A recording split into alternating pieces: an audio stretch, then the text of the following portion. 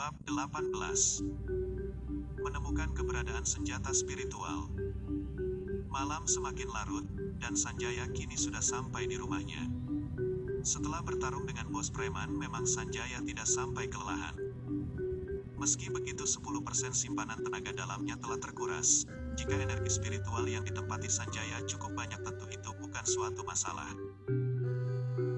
Jika dihitung dalam satu pertempuran membutuhkan 10% simpanan tenaga dalam, bukankah ketika melawan 10 orang dia akan kehabisan tenaga? Dan ketika tidak menemukan tempat yang mengandung energi spiritual, setelah melawan 10 orang bukankah Sanjaya sama saja menjadi orang biasa lagi? Sebab banyak pengeluaran namun tidak ada pemasukan. Untungnya bos preman itu memberikannya hadiah besar, yakni 5 butir berlian, yang bisa diserap energi spiritual yang dikandungnya. Sanjaya duduk bersila mengeluarkan 1 butir berlian lalu digenggam. Kemudian Sanjaya mengaktifkan teknik penyerapan energi spiritual, dan membimbing energi dari berlian masuk ke inti tenaga dalamnya. Waktu terus berjalan, berlian yang awalnya sangat keras berangsur-angsur kehilangan kekerasannya dan semakin lama semakin menyusut bentuknya, hingga akhirnya hilang tidak tersisa. Dari warisan ingatannya, di dunia milik sosok raja yang dia temui di ruang cincin batu akik, memang ada batu yang dinamakan batu spiritual. Yang fungsinya sama dengan berlian, hanya saja batu spiritual itu lebih besar, yakni sebesar telur ayam. Sanjaya tentu saja tidak mengira bahwa batu berlian itu sama dengan batu spiritual sebab dari bentuknya berbeda. Sanjaya membuka matanya lalu merenung. 1 butir berlian itu cukup untuk mengisi 10% tenaga dalamnya yang hilang. Lalu dia membuat perbandingan, jika Sanjaya berada di hutan desa Sidomakmur mungkin butuh minimal 5 hari untuk mengisi 10% daya. Sanjaya juga membuat penilaian untuk mencapai tahap ketiga pengumpulan tenaga dalam. Dia memperkirakan akan membutuhkan 15-20 butir berlian. Sebab untuk menembus tingkatan energi yang dibutuhkan tidak cukup hanya mengisinya ke 100%. Namun harus mengisinya secara terus-menerus agar inti tenaga dalam bisa berevolusi sehingga dikatakan naik tingkat. Sedikit gambaran seumpama inti tenaga dalam tahap awal itu cair. Setelah diisi energi spiritual yang cukup, inti tenaga dalam akan berevolusi menjadi padat seperti puding, lalu berevolusi sekeras telur, dan lalu berevolusi sekeras batu, dan seterusnya. Setelah Sanjaya punya gambaran tentang beberapa hal, untuk sekarang yang dia butuhkan adalah berlian sebanyak mungkin jika ingin terus menaikkan tingkat tenaga dalamnya. Lalu usaha apa yang harus saya kembangkan? Pikir Sanjaya yang memang masih bingung akan usaha yang akan dicobanya, sebab usaha itu setidaknya harus punya prospek yang besar karena uang yang dia butuhkan untuk membeli berlian tidaklah sedikit. Sudahlah, biar takdir yang berbicara.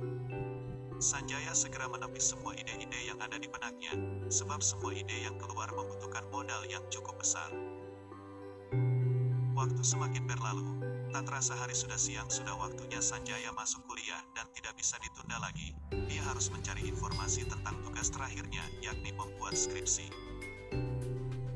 Sanjaya naik motor menyusuri kota dengan hati gembira sebab dia sudah menemukan arah kemana yang harus dia tuju. Sebab dia tidak perlu ke hutan-hutan lagi untuk mencari energi spiritual. Tak lama Sanjaya pun akhirnya sampai ke kampus dan masuk kelas. "Hai bro, udah berapa bulan gak ketemu, gimana kabarmu?" teriak Tony sahabat Sanjaya setelah melihat Sanjaya masuk kelas.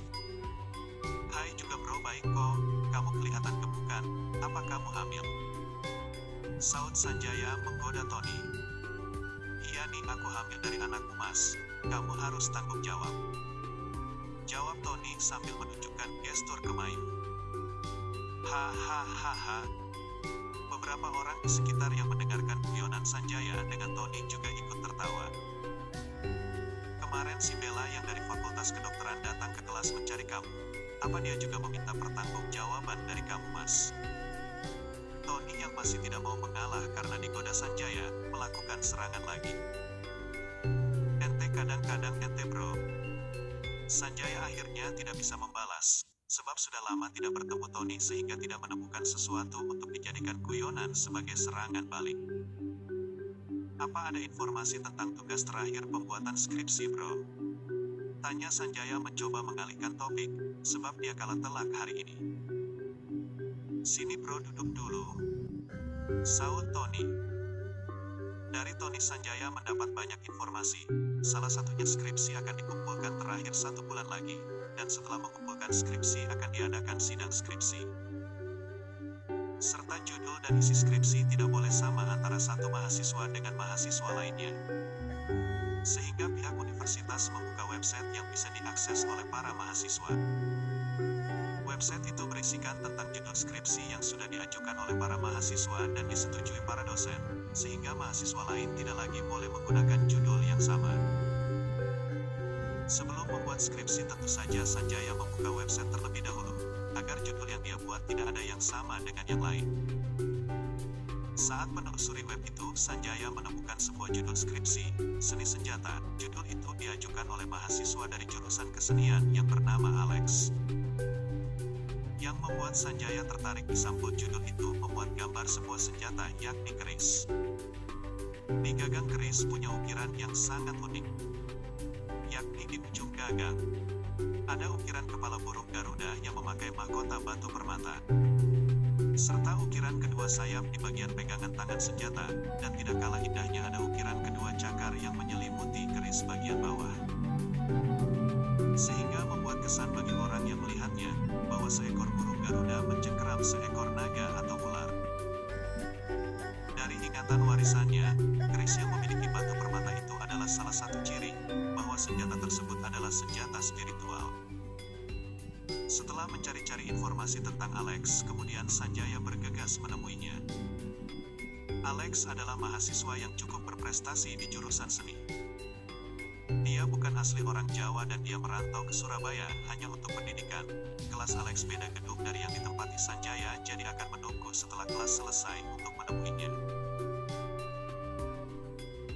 Di salah satu meja kantin ada 2 orang sedang mengobrol. Tentu saja mereka tidak lain adalah Alex dan Sanjaya. Setelah tegur sapa, mereka sepakat untuk mengobrol di kantin kampus. Mas Alex, kedatangan saya menemui kamu ingin menanyakan soal skripsi yang kamu buat. Dari website saya melihat sampul skripsi kamu ada gambar sebuah keris. Kalau boleh tahu dari mana kamu tahu keberadaan keris seperti itu? Tanya Sanjaya terus terang setelah beberapa kata basa-basi sebelumnya. Oh, Mas Sanjaya juga hobi barang antik dan pusaka-pusaka juga toh? Selidik Alex. Gak terlalu hobi banget sih mas, cuma setelah melihat keris di sampul skripsi kamu kok saya menjadi sangat tertarik. Kalau boleh, saya ingin tahu dari mana Mas Alex pernah melihatnya. Jawab Sanjaya yang memang tidak terlalu hobi dengan barang antik. Jika foto sampul keris itu ciri-cirinya tidak mirip dengan senjata spiritual, tentu Sanjaya tidak akan menanyakannya. Sebenarnya pusaka itu adalah pusaka milik suku saya yang ada di luar Jawa. Pusaka itu punya sejarah yang panjang. Diceritakan dari nenek moyang kami bahwa pusaka itu ditemukan di atas bukit. Meski ukurannya tidak besar, namun diperkirakan beratnya sampai 1 ton. Jadi saat mengevakuasi pusaka itu membutuhkan sekitar 20 orang. Jawab Alex sambil menceritakan secara singkat keunikan dari pusaka itu. Sebelumnya beribu maaf ya Mas Alex, apakah kira-kira pusaka itu bisa dimiliki oleh seseorang? Tanya Sanjaya dengan halus yang bermaksud apakah pusaka itu bisa dibeli. Sebab setelah mendengar cerita keunikan keris itu, Sanjaya menjadi sangat yakin bahwa keris itu senjata spiritual. Dalam warisan ingatan Sanjaya tentang pembuatan senjata, bahwa senjata spiritual itu terbuat dari bahan yang didapat dari luar angkasa, dengan material yang sangat kuat, bahkan material seukuran bola beratnya bisa sampai 10 ton. Kalau untuk memilikinya sepertinya cukup sulit mas, sebab keris itu sudah dijadikan pusaka pelindung bagi suku kami. Namun, jawab Alex dengan kalimat yang tidak diselesaikannya. Namun apa mas, jika saya bisa memenuhinya akan saya usahakan. Sahut Sanjaya yang merasakan adanya syarat yang diminta Alex. Di suku kami setiap orang akan berhak memilikinya jika mampu mengangkat pusaka itu sendirian. Namun dari zaman nenek moyang kami sampai sekarang belum ada yang bisa mengangkatnya. Yang ingin saya katakan, mas bisa mencoba mengangkatnya dulu jika mas mampu. Bukankah itu akan menjadi milik Mas juga? Namun ada syaratnya. Jelas Alex dengan memberi sebuah harapan. Yang tidak diketahui Sanjaya, bahwa ada syarat lagi yang harus dipenuhi di suku itu jika ingin memiliki pusaka, namun tidak diberitahukan oleh Alex. Memang apa syaratnya, Mas? Jawab Sanjaya meminta Alex untuk terus terang dengan syaratnya. Baik, saya akan berterus terang. Tidak mudah masuk ke dalam suku kami. Tanpa orang dari suku kami yang membawa, maka orang luar tidak diizinkan masuk. Saya butuh 5 juta untuk membawa kamu masuk ke suku kami, serta semua ongkos perjalanan kamu yang tanggung. Jelas Alex yang tidak basa-basi lagi dengan persyaratannya. Baik Mas Alex, saya bersedia memenuhi persyaratannya. Jawab Sanjaya dengan tegas. Karena baginya nilai senjata spiritual tentu jauh lebih tinggi dari uang 5 juta. Bahkan jika senjata itu dihargai 5 miliar dan dia memiliki uangnya, maka dia tidak akan ragu sedikit pun untuk membelinya. Setelah beberapa diskusi lagi dan bertukar nomor, Sanjaya dan Alex kemudian berpisah.